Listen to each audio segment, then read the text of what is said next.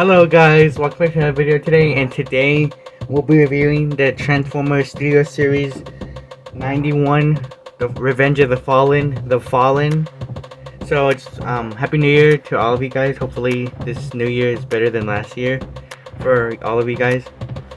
So here's the Fallen, and he does come with his staff. His staff is one big piece.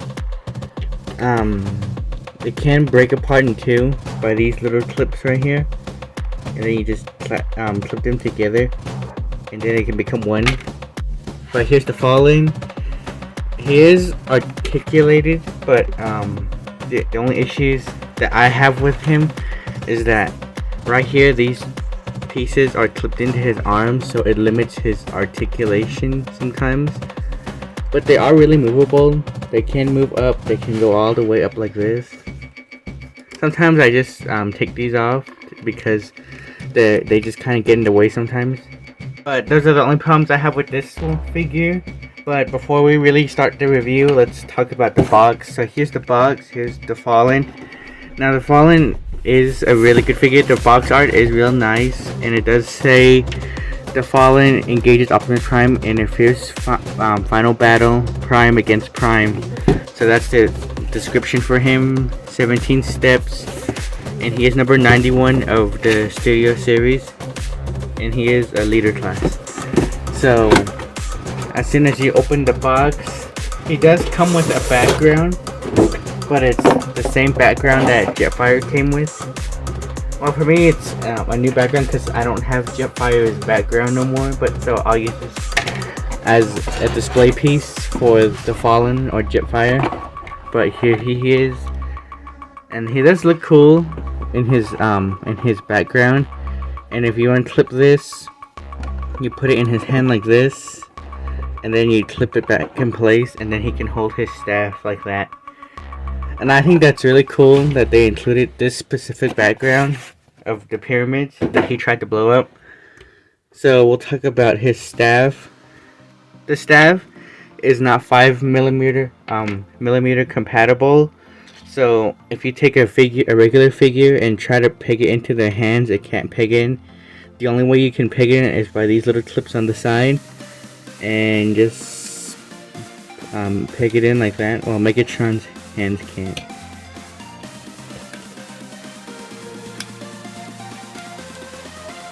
But saying that's the only way you can do it is if you have it pegged into on the side, the peg on the side of the staff. That's the only way you can have him, another Transformer, hold it. But now let's talk about the Fallen. The Fallen, each hand has a total of, he has 8 fingers on each side of his hand, so he has 16 fingers in total. I do have a few, not an issue, but the thing is about this figure is that he's made out of a lot of clear plastic. These arm pieces right here are made out of clear plastic. These pieces, this chest piece and part of his legs here, they're made out of clear plastic. And you know how clear plastic is; it can break easily. But I've noticed that the plastic, his clear plastic, is a lot. There's a lot of clear plastic used. I think it'll be okay.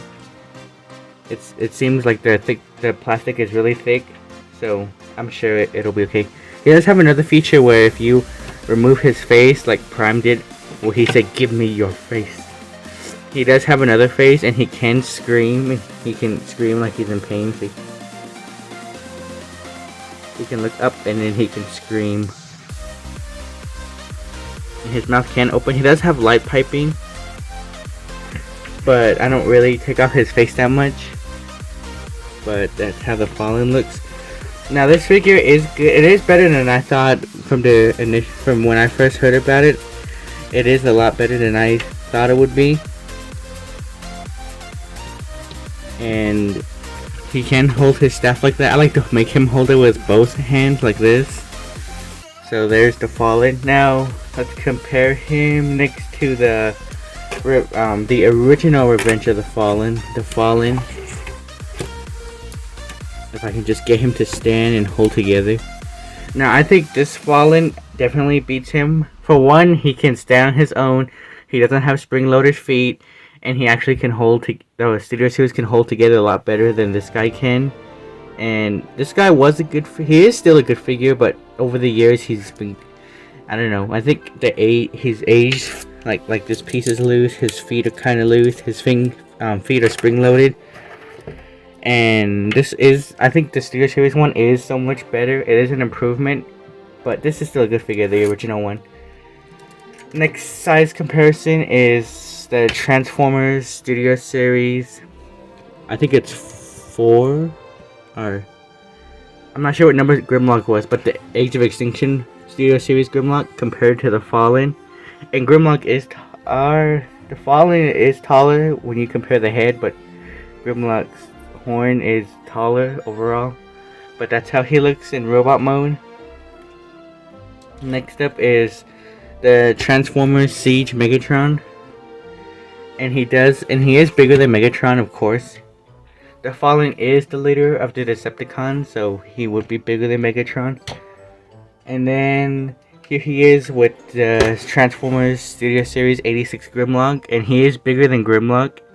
And the Dinobots are all the same size, so he is bigger than all the Dinobots. The Fallen is bigger.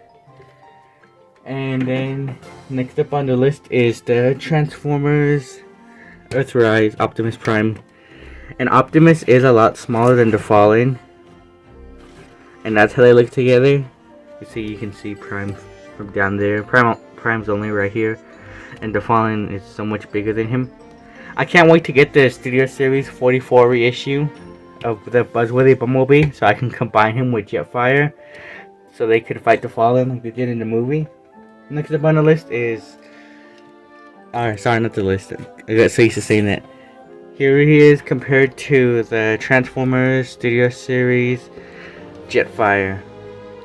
And Jetfire is bigger, but I do have his legs extended a lot. I like to have his legs extended a lot.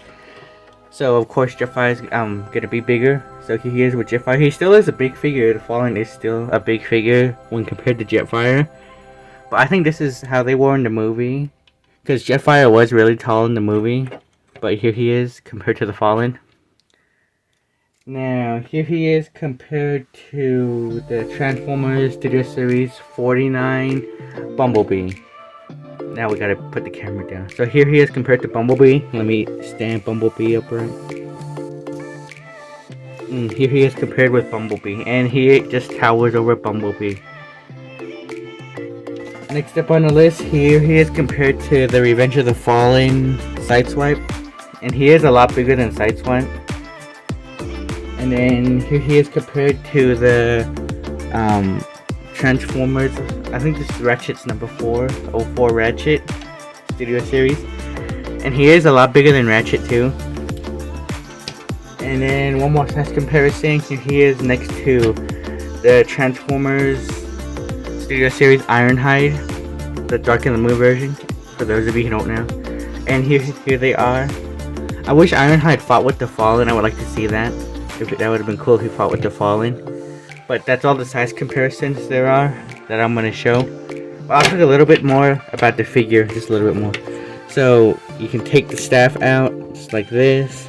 Here it is. You can peg it together. He is articulated a lot, but my copy, this doesn't stay pegged in a lot. But here he is from the back, and he does feel a lot lighter when compared to Jetfire or the Studio Series Grimlock. But the Fallen here is a good figure. He can bend his arms, he can move his arms out while these pieces get in the way, like I said. So I just sometimes take them off, and then he can really pose. He can bend his arms, he can move his hand, he has wrist articulation, and he is a really good figure. But the only thing is, if you take these off like I do, it makes him look really skinny. That's the only problem. So next up, now into transformation.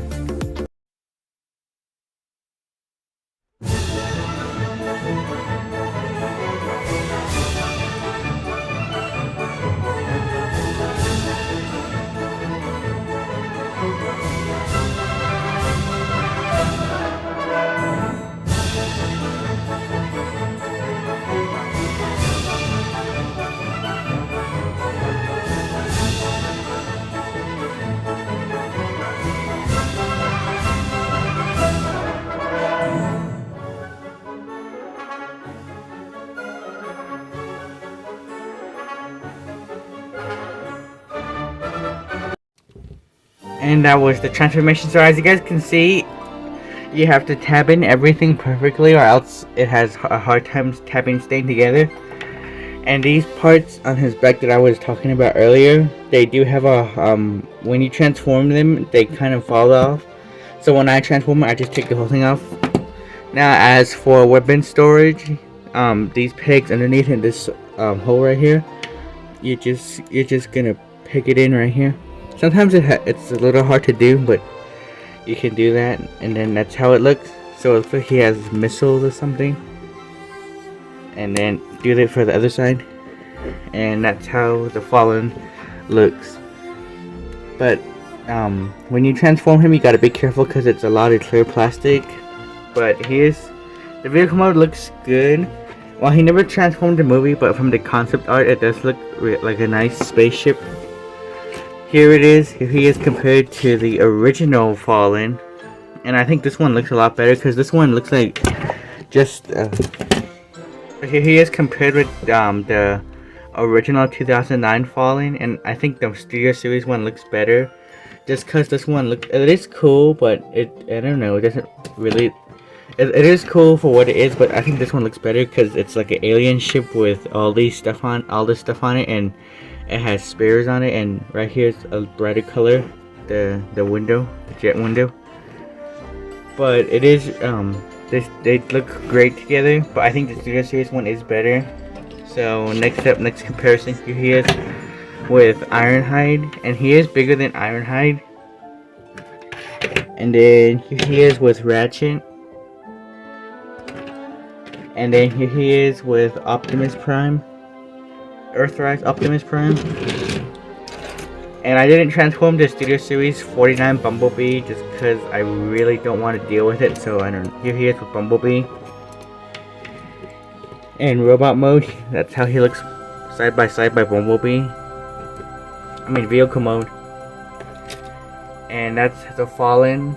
Oh, and I have one more size comparison. Here he is with the Studio Series Jetfire, and Jetfire is bigger, but the Fallen is wider. But they do look really cool together, though. So I would definitely recommend the Fallen. He is sold out on Target. You can't buy him on Target no more. The only place you can buy him now is Amazon and Big Bad Toy Store. Those are the only places that have him available to buy right now. And real quickly, guys, here's Studio Series 44 compared to the Fallen, and the Fallen is much bigger than Optimus.